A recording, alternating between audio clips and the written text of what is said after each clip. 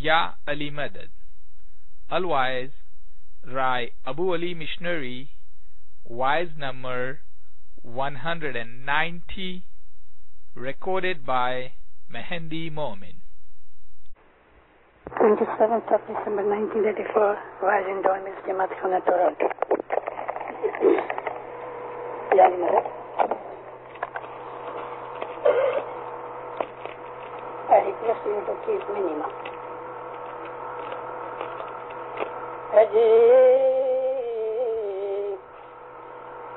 सतगुर भेजा के न जानिए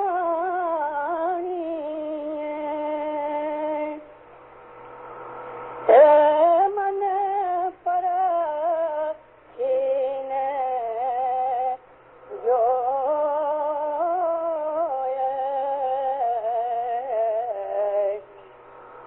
चंदन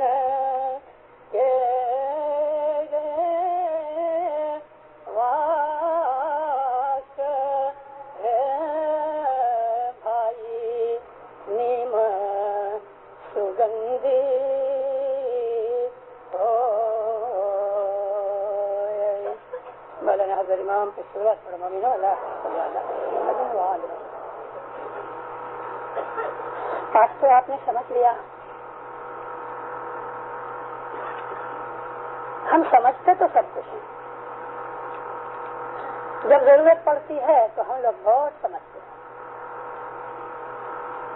لیکن ایک ہی بات ہے کہ ہمارے دماغ کی، ہمارے مائنڈ کی حالت ایک جیسی نہیں رہتی. ہمارے اندر وہ جاگرتی اور اویئرنیس جو ہمارا مذہب ہمیں سکھانا چاہتا ہے وہ نہیں. ہمارے دل میں ایمان ہے، مولا کی محبت ہے، مذہب کے اوپر رہنا چاہتے ہیں، لیکن جب دنیا کی کوئی روشنی ہماری آنکھوں کے سامنے آتی ہے تو مذہب کی روشنی گھٹ جاتی. اگر کوئی شخص نے خوشبو لگائی ہے تو اس کے پاس سے نکلو گے تو خوشبو آئے گی. اگر کوئی افریقہ کے کسی کام کاج کرنے والے افریقن نے جس نے خوب محنت کی ہے، پسینے سے شرابور ہو گیا ہے اور خوب بدبو آ رہی ہے، وہ جب پاس سے نکلتا ہے تو ہماری ناک بھینا جاتی ہے. پیر کا کہنا یہ ہے کہ تم نے مذہب لیا، کسی کو مرشد بنایا، تم اس کے مرید بنے. کی نشانی یہ ہے کہ اگر خوشبو لگائی تو خوشبو آئے گی، اور اگر پسینہ پسینہ ہو گئے اور بدبو آتی ہے تو بدبو آئے گی. ستگر بھیجیا کیم جانیے. خود کو ہم کسی مال میں جائیں، ہمیں کچھ چیز خریدنی ہے، بہت دفعہ پتا ہوتا ہے میرے کھیسے میں کتنے پیسے ہیں، لیکن کبھی 2-4 شاپنگ کے آئٹمس لیے اور ایک بڑی قیمتی چیز نظر میں پڑی تو پاکٹ نکال کے ہم گنتے ہیں اتنے پیسے میرے کھیسے میں ہیں کہ نہیں. پھر کہتے ہیں اے من پرکھی نے جو تو اپنے من کو پرکھ لے کہ تو نے مرشد کی بھیٹنا کی، اس کا رنگ لگا ہے. اور پھر ایک چھوٹی سی دلیل دیتے ہیں، ایک چھوٹی سی ایگزامپل دیتے ہیں کہ چندن کا جو درخت ہے، خصوصاً یہ درخت انڈونیشیا کے اندر اور ساؤتھ انڈیا میں بہت ہے. اس کے نزدیک کوئی ایک لیمبڑے کا درخت کھڑا ہو جائے تو لیمبڑے کی اس لکڑی کے اندر بھی خوشبو آ جاتی ہے. اگرچہ لیمڑا کڑوا ہے لیکن پھر بھی چندن کی بھیٹنا سے، چندن کی دوستی میں، چندن کی سنگت میں اس میں خوشبو پیدا ہو جاتی ہے. سنگت ایک بہت بڑی چیز ہے، بہت اعلیٰ چیز. سنگت کہتے ہیں دوستی کو، اور ایسی دوستی کہ جو روز ملتے ہوں. روز ملنے سے محبت بڑھتی رہتی ہے، گاڑی ہو جاتی ہے. مذہب ایسا ہی ہے. مذہب چندن کی طرح ہے یا مرشد چندن کی طرح ہے. جس کی لکڑی سافٹ ہوتی ہے اور اس میں بڑی اعلیٰ اچھی خوشبو ہوتی ہے. چندن کی جس کو انگلش میں سینڈل ووڈ کہتے ہیں, اس کو کبھی جلاؤ تو کمرے میں خوشبو ہو جاتی ہے. اس لکڑی کے اندر کاربن نہیں ہوتا, لیکن کبھی اس کے نزدیک ایک لیمبڑے کا درخت ڈال دینے تو لیمبڑا بھی سافٹ ہے, بھلے کڑوا ہے, چندن میٹھا ہے, سافٹ ہے, نرم ہے, صاف ہے. چندن کی لکڑی کے اندر گانٹھ نہیں ہوتی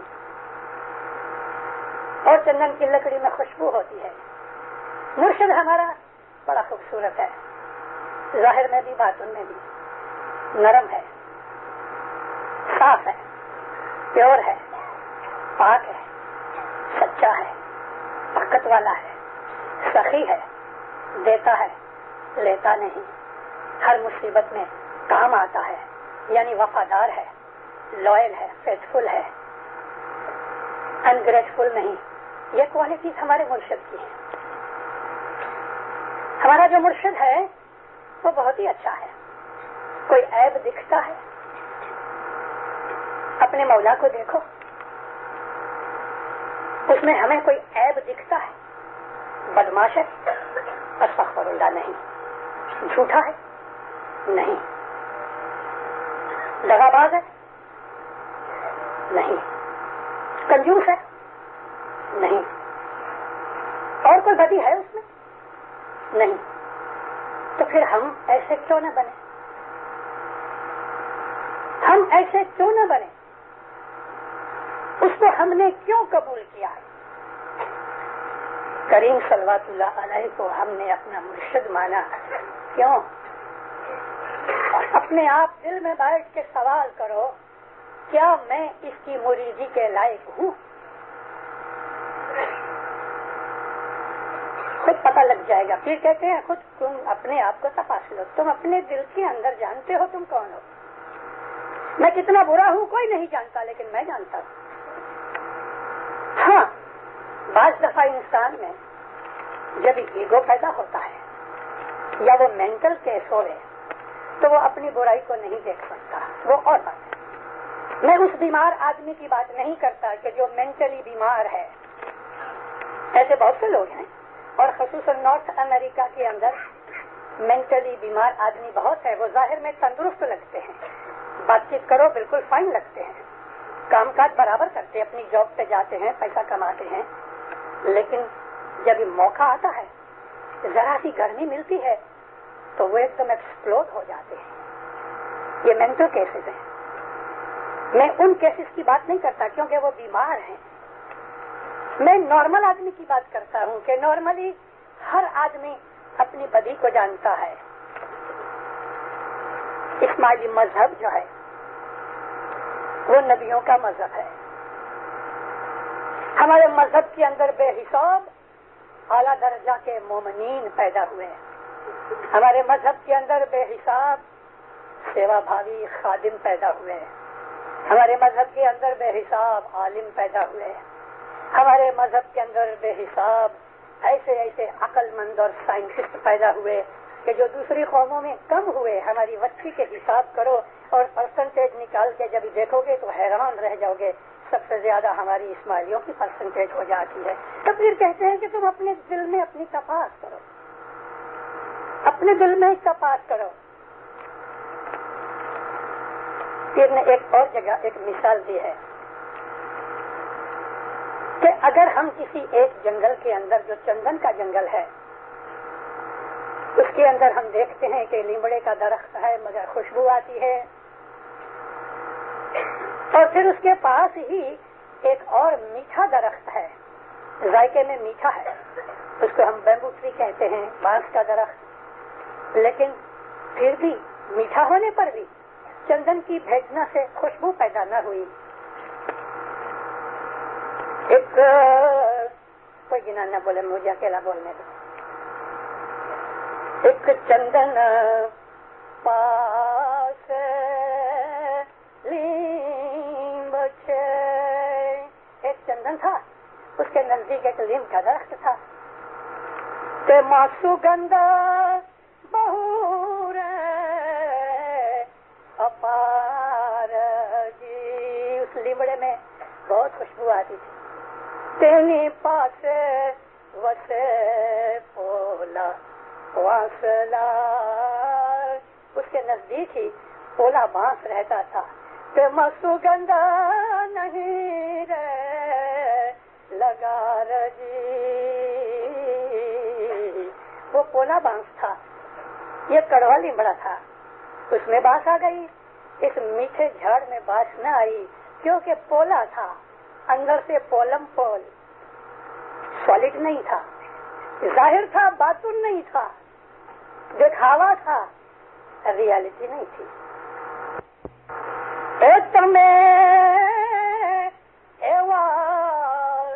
سچی لوگ چھو، تم بھی ایسے ہو، ظاہر میں بہت باطن میں کچھ نہیں. بابا بے ایمانی نے چاڑی، اپنے دل کی حالت کو ٹھیک کرو اور اگر ایمان کی کچاس ہے اس کو دور کرو. گرگت گنگا مان گئی ابھا رہی نے سیدھا کرتو پرکاشیے. ایک آدمی کام کاج کرنے سے میلا ہو جاتا ہے، گندا ہو جاتا ہے، ندی میں جا کے نہاوے پاک ہو جاتا ہے. حضرت رسول اکرم صلی اللہ علیہ وسلم فرمایا کہ تمہارے گھر کے سامنے اگر نہر نکلتی ہے، اور نہر کہتے ہیں ایک چھوٹی سی ندی کو، انگلش میں کینال کہتے ہیں، اور تم اس کے اندر صبح شام ہر وقت نہاتے رہو، تم تو کبھی گندے نہیں ہو گئے. پھر کہتے ہیں گرگت کو گنگا کیوں کہا؟ گنگا ایک ندی کا نام ہے، وہ ندی جو ہمالیہ سے نکلتی ہے اور پھر ہردوار کے پاس مل جاتی ہے جمنا کے ساتھ، اور کلکتہ کے قریب وہ بے آف بنگال میں مل جاتی ہے. یہ ایسی ندیاں ہیں دو، گنگا اور جمنا، ہندوستان کی، کہ کبھی بھی کسی حالت میں وہ ڈرائی نہیں ہوتی. پانی کم بھی ہو جاتا ہے، تھوڑا سا فلڈ آتا تو بہت ہے، لیکن یہ دو ندیاں ایسی ہیں کہ کبھی بھی وہ ڈرائی نہیں ہوتی. اس کے لیے ہم کو پیروں نے ہندو مذہب نہیں سکھایا، لیکن انڈیا کی جیوگرافی میں سے ایک بات نکالی کہ بھائی انڈیا کی ایک ایسی ندی ہے جس کا نام گنگا ہے. اس کے اندر نہانے سے جس طرح سے بدن پاک ہوتا ہے، گنگا کو چھوڑ دو، سندھو ندی لے لو پاکستان کی، ہرات اور فرات دو، دجلہ اور فرات دو ندیاں ہیں، وہ لے لو. مطلب تو یہ کہنے کا ہے کہ نہانے سے آدمی جس طرح سے پاک ہوتا ہے. گت کو گنگا کہا. ندی ہے جماعت، گت ندی ہے. سنسکرت میں سے پراکرت نکلی. پراکرت زبان میں گت کا جو لفظ ہے اس کا مطلب ہے شرنے جوانی جگہ، وہ جگہ جہاں جا کے آدمی کو سیکیورٹی ملتی ہوئے، پروٹیکشن ملتی ہوئے، اس کو سنسکرت میں گت کہتے ہیں. گت کو گنگا کہا.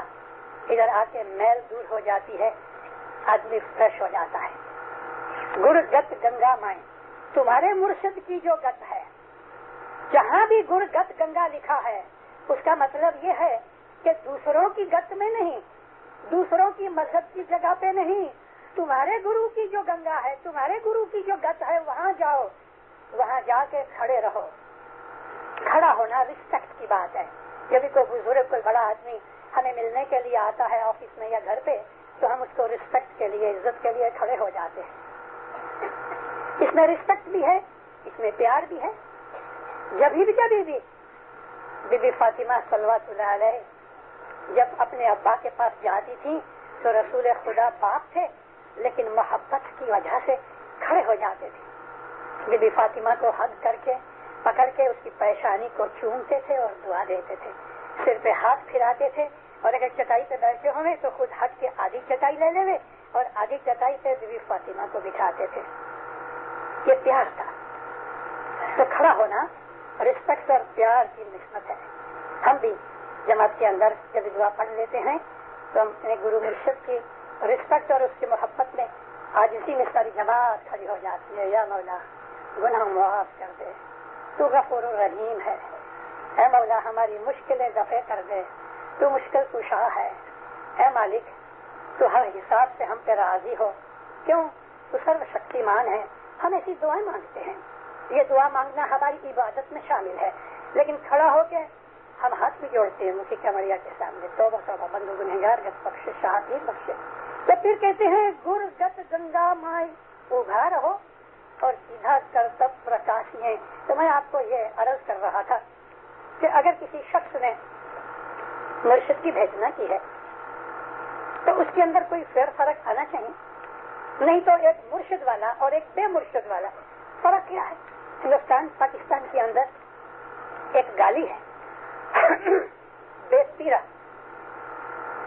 جس کا کوئی پیر نہ ہو, جس کا کوئی مرشد نہ ہو, اس کو گالی دیتے ہیں تو بے پیرا. وہ بہت بگڑتا ہے. بے پیرا کا مطلب یہ ہے جانور.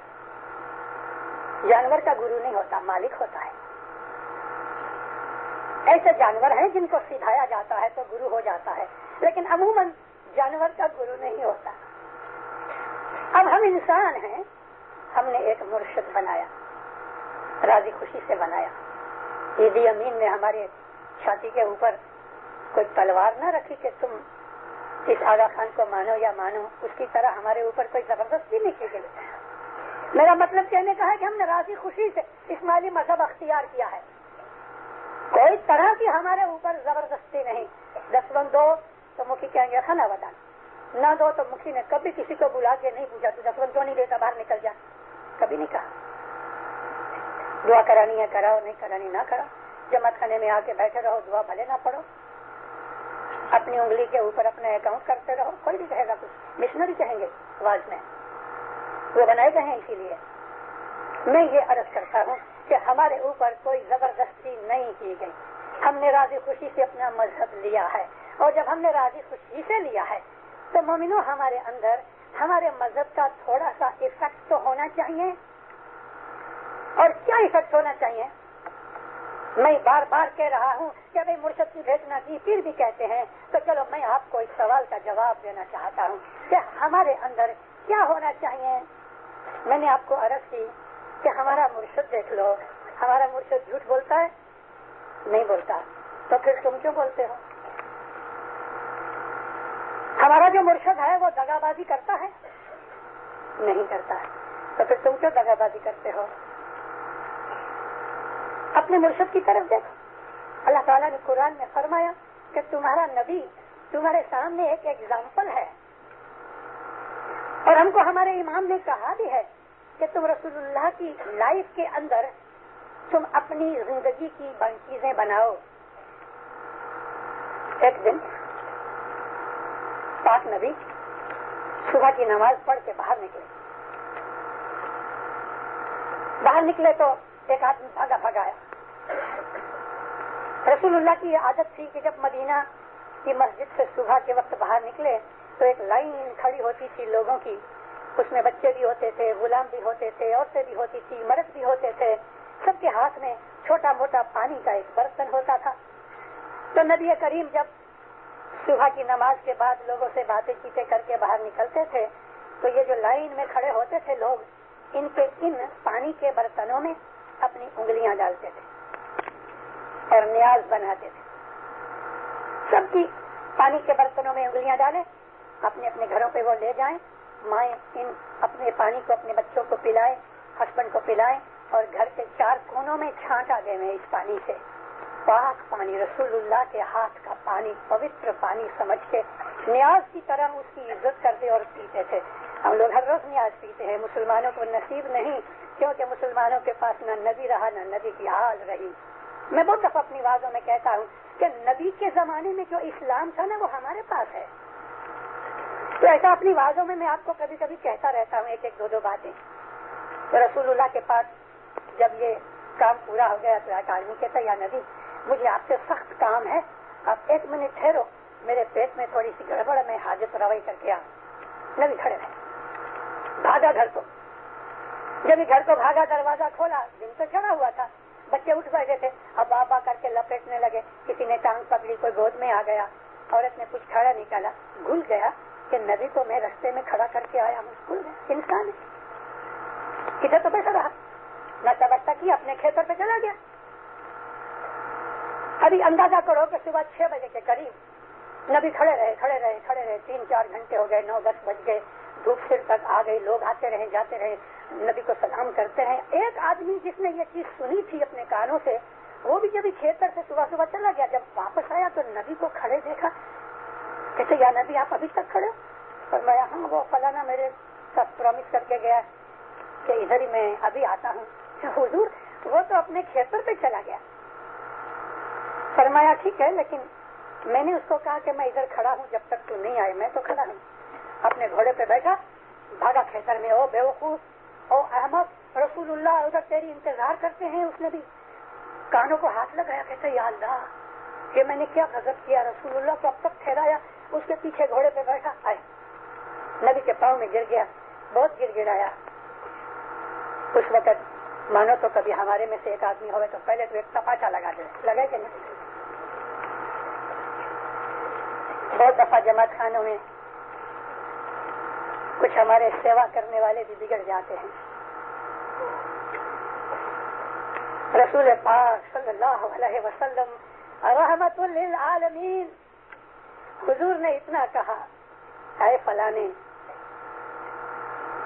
ایمان کا تیسرا بھاگ یہ ہے، 1/3 آف ایمان یہ ہے کہ تم جو پرومس کرو وہ پورا کرو. اتنا کہا. کیا کام ہے بول؟ کہتا یا نبی میں ابھی کام نہیں بولتا، میں بہت گنہگار ہوں، میں نے آپ کو تکلیف دی، میں نے آپ کو جو دکھ دیا، میں کھیتوں پہ چلا. حضور نے کہا تجھے معاف ہے، تو بول کام کیا ہے، کیا ہم کیسے ہیں؟ شرم ایمان کی تہائی ہے. ایمان کا 1/3 بھاگ مولا مرتضی علی فرماتے ہیں شرم ہے. وفاداری تہائی، اور دوسرا 3rd بھاگ وفاداری فیتھفلنس، اور تہائی سخاوت جانو. ان تینوں پہ ایمان بیٹھا. ٹھور کہتے ہیں قائم رہنا. ان 3 چیزوں پہ پاک مرتضی علی فرمایا کہ یہ 3 چیزوں پہ تمہارا ایمان ٹکا ہوا ہے. تمہارے ایمان کی فاؤنڈیشن یہ 3 چیزیں ہیں، شرم، وفاداری اور سخاوت. ایلیبوریٹ کرنے کی آج اتنی طاقت نہیں، لیکن پھر بھی تھوڑا سمجھا دوں. ہندوستان کی عورتیں برقع پہنتی ہیں اور گھونگھٹ نکالتی ہیں، اس چیز کا نام شرم نہیں. جب کوئی آدمی کسی بزرگ کے سامنے غصہ کرتا ہے تو اس کو کوئی کہتا ہے تجھے شرم نہیں آتی، تو اپنے باپ کے سامنے بولتا ہے، اس کا نام شرم. جب بھی کوئی گھونڈا کام کرنے جاؤ تو کبھی دیکھو کوئی نہیں دیکھتا تو یہ تو کہو کہ اللہ دیکھتا ہے، تو خدا کی تو شرم رکھو، اس کا نام شرم. اگر تمہیں کوئی نہیں دیکھتا خدا تو دیکھتا ہے، اس کی شرم رکھو. یہ ایمان کا 1/3 بھاگ ہے. اپنے گناہوں کا خیال کر کے، خدا کا خیال کر کے. تو جب انسان اپنے گناہوں پہ شرمندہ ہو جاتا ہے تو خدا کو رحم آ جاتا ہے کہ چلو میرے بندے کو اپنے گناہوں کے اوپر شرم آ گئی. شرم ایمان کا 1/3 بھاگ ہے. پھر کسی دن شرم کے اوپر خوب باتیں کروں گا. دوسرا جو 2/3 بھاگ میں ہے، 2nd 3rd پارٹ، وہ ہے وفاداری. وفاداری کا مطلب فیتھفلنس، وفا. ایک عورت نے مرد سے شادی کی، انہوں نے ایک دوسرے کو پرومس کیا کہ ہم دونوں میاں بیوی ہیں. ہمارا مذہب یہ کہتا ہے کہ اپنے شوہر کے سوا اور اپنی بیوی کے سوا اگر ہم کسی اور کو اس نظر سے دیکھتے ہیں تو اسی کو ہم بد نظری کہتے ہیں، اور ہمارے مذہب میں یہ حرام ہے. یہ وفاداری نہیں. وفاداری یعنی لوئلٹی، فیتھفلنس.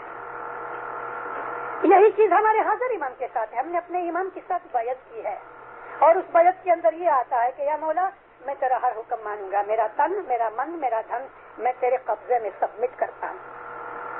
تو جو کہے گا وہ مجھے منظور، اور میں اس بات کے اوپر کھڑا رہوں تو میں وفادار. پرومس کیا ہے، پال رہا ہوں. رسول پاک فرمایا کہ پرومس پالنا، وہ پرومس کیسا بھی پرومس ہے، لیکن وہ پرومس نبی نے اس کا خلاصہ کیا ہے. گناہ کا پرومس ہوگا تو توڑ ڈالو. کوئی دوست پکڑ کے مجھ کو لے جاوے پیچھے میں، بار میں لے جاوے، اور وہاں میرے سے زبردستی کرنا چاہے کہ نہیں تم شراب پیو تو کیا میں پیوں؟ نہیں پیوں گا، کیونکہ میں نے اپنے مرشد کو قول دیا ہوا ہے میں شراب نہیں پیوں گا. یہ وفاداری.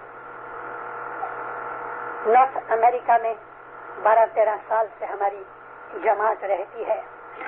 تسبیحاں ہمارے سب کے پاس، بھائیوں کے پاس تو خاص کر کے لمبی تسبیحاں ہیں. تسبیح کی قیمت ہے $2 اور اوپر تھومن ہے $2000 کا. تسبیحاں تو بہت ہیں، لیکن دینداروں ادھر آ کے ہمارے ایمان کا یہ جو 2-3 بھاگ ہے جس کو ہم وفاداری کہہ رہے ہیں کمزور ہو گیا ہے.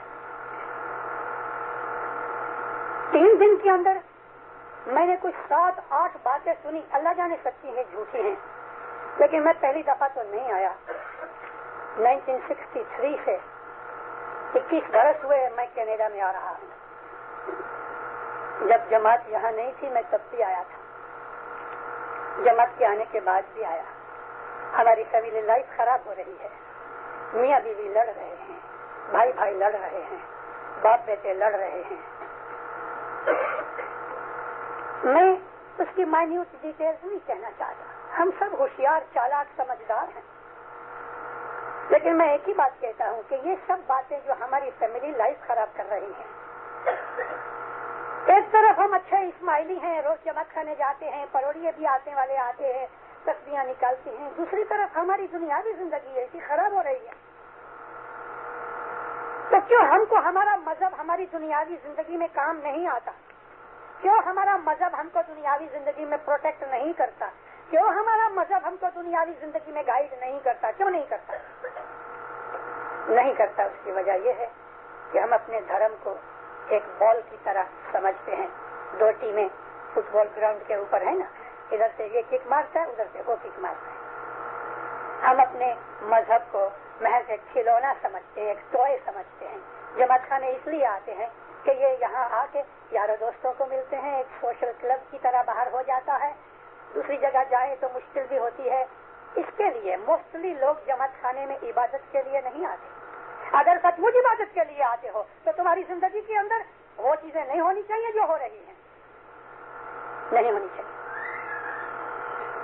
ایمان کے جو 3 پلر مولا علی نے بتائے ہیں کہ ایک کا نام ہے شرم، جو شرم دل میں سے اٹھتی جاتی ہے، گرتی جاتی ہے، اور دوسری چیز کا ایمان نام ہے وفاداری، اور تیسری چیز ہے سخاوت. سخاوت کی بات بعد میں کروں گا.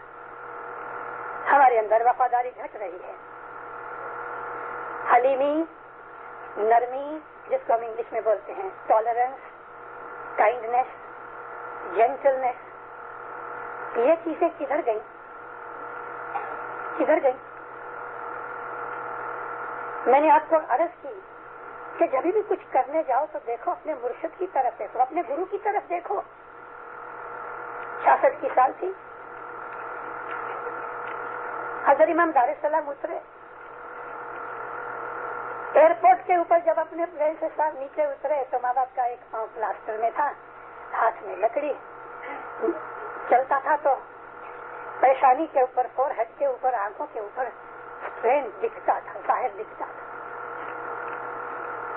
ہم کو معلوم نہیں تھا کہ مولا کا پاؤں پلاسٹر میں ہے، لیکن جب ایئرپورٹ کے اوپر دیکھا میں نے کہا خدا what happened? I got an accident ابو علی. میرا دل اداس ہو گیا.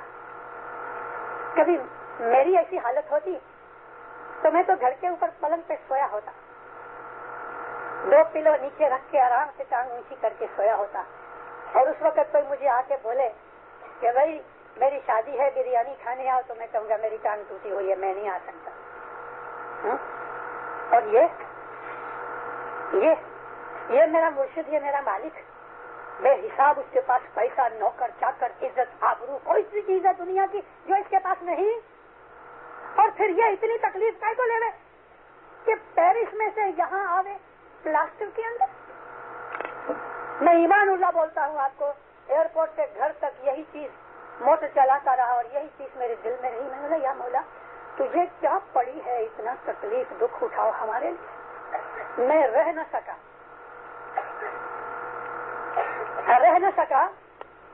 میں اپنے گھر سے نکلا مرحوم کاؤنٹ قاسم کے بنگلے پہ جانے کے لیے قاسم سندر جی نے اپنا وہ بنگلہ حضرت امام کو ارپن کر دیا. تھوڑی دور گیا میں گھر واپس آ گیا. میں بولا ابھی اپنے دل کے اندر میں یہ کہہ رہا ہوں کہ اتنا دکھ لے کے وہ ادھر آیا ہے, اب میں واپس اس کو ملنے جاؤں تو وہ تھوڑا مجھے بیڈ روم میں بلائے گا, شاید باہر آوے تو میں اس کو واپس دکھ دینے جاؤں. میں گھر واپس آ